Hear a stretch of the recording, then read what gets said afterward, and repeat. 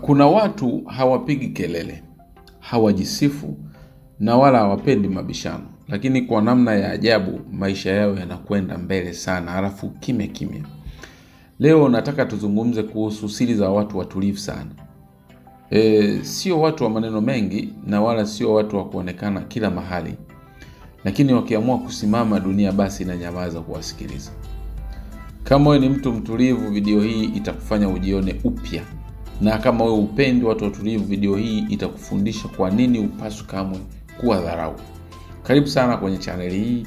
Kama unapenda content za maisha, mafanikio na ukweli wa maisha kama huu, hakikisha una subscribe, like na una share video hii mpaka kwa mtu mmoja mmoja tu, itamsaidia. Twende sasa moja kwa moja kwenye siri ya kwanza.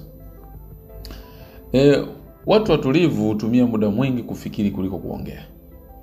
Tofauti kubwa kati ya mtu mtulivu na mtu wa maneno mengi ni hii hapa. Mtu mtulivu hufikiri kwanza kisha anaongea. Wakati watu wengi wanatumia nguvu zao kuzungumza kila kitu kinachopita akilini mwao, watu watulivu wanatumia nguvu hizo kuchambua, kupanga na namna ya kutathmini mambo. Ndani ya ukimya wao kuna vita kubwa ya mawazo. Wanajiuliza maswali mazito kama haya: hii neno ninalotaka kulisema lina faida gani? Nikipiga hatua hii matokeo yatakuwa nini? Ni bora kuongea sasa au kusubiri?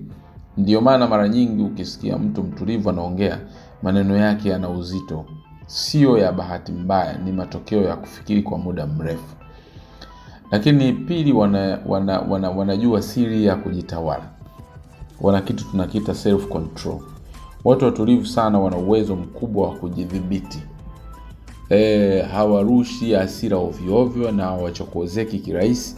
Hawapandwi na emotions za muda mfupi. Hii si kwa sababu hawana hasira au maumivu, la hasha. Ni kwa sababu wanajijua si kila kitu kinahitaji reaction. Wakati wewe unajibu kwa hasira, mtu mtulivu anajibu kwa busara.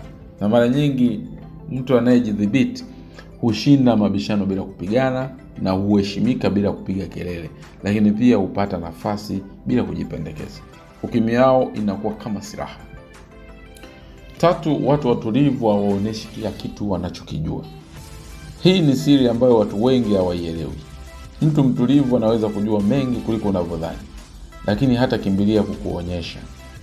Hapendi kujifanya mjuaji. Hapendi kushindana kwa maneno, na wakati mwingine hapendi kuthibitisha thamani yake kwa kelele. Ndani yake anajua wenye akili hawahitaji kelele, na wenye kelele mara nyingi hawana akili. Ndio maana watu wengi huchelewa kugundua uwezo wa mtu mtulivu mpaka pale matokeo yatakapoongea kwa niaba yake. 4, wanaishi kwa kusikiliza zaidi kuliko kuongea. Watu watulivu ni wasikilizaji wazuri sana. Wanasikiliza unachosema, unachokimaanisha na hata kile ambacho hukusema.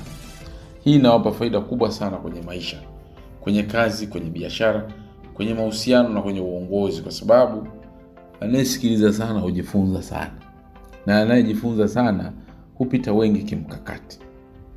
5, watu watulivu huchagua vita vyao.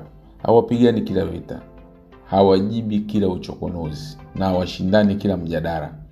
Wanaelewa kuwa kushinda kila hoja si sawa na kushinda maisha. Ndio maana wengi wanapoteza muda kubishana. Watu watulivu wanajenga kesho yao. Ukimya wao sio udhaifu, bali ni mkakati. Lakini 6, wana mahusiano machache lakini ya kweli. Mtu mtulivu hana marafiki wengi, hana watu wengi wa kumzunguka, lakini walionao ni wa kweli. Hapendi drama, hapendi unafiki, hapendi kelele zisizo na maana. Anachagua watu wachache sana, wanaomuelewa, wanaomheshimu na wanaompa amani, na hiyo inamfanya awe imara kiakili na kihisia. Lakini 7, wanajenga mafanikio kimya kimya. Hii ndiyo siri kubwa zaidi kwenye maisha. Wakati wengine wanapiga picha za mipango, watu watulivu wanapiga hatua. Hawatangazi kila wanachopanga, hawaweki kila wazo mtandaoni. Wanapendelea kutenda kuliko kutangaza. Na siku matokeo yatakapotokea, watu huuliza, huyu kafanikiwaje ghafla? Lakini ukweli ni kwamba hakufanikiwa ghafla, alikuwa kimya kimya kwa muda mrefu. Kama ni mtu mtulivu, usiwe na haraka ya kubadilika ili kufanana na dunia. Ukimya wako una nguvu, fikra zako zina thamani, njia yako ni halali kweli kweli.